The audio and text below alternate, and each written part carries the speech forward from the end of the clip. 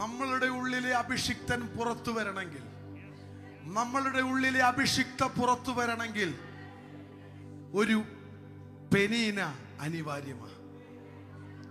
ഒരു പെനീന അനിവാര്യമാണ്. പുറകെ വന്ന് കുത്തുവാൻ, പുറകെ വന്ന് വീണ്ടും വീണ്ടും വേദനിപ്പിക്കുവാൻ ഒരു പെനീന അനിവാര്യമാണ്.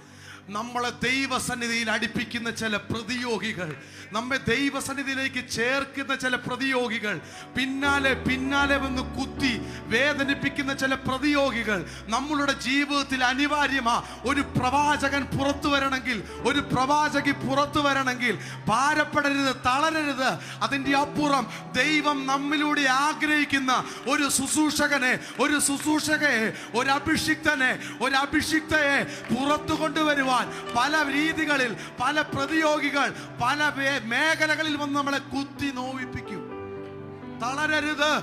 നമ്മളിലെ അഭിഷിക്തൻ പുറത്തു വരാൻ, നമ്മളിലെ അഭിഷിക്ത പുറത്തു വരാൻ, നമ്മളിലെ പ്രവാചകൻ പുറത്തു വരാൻ, നമ്മളിലെ പ്രവാചകി പുറത്തു വരാൻ ഈ പകൽക്കാലം എത്ര ദൈവമക്കൾ അത് ആഗ്രഹിക്കുന്നുണ്ട്.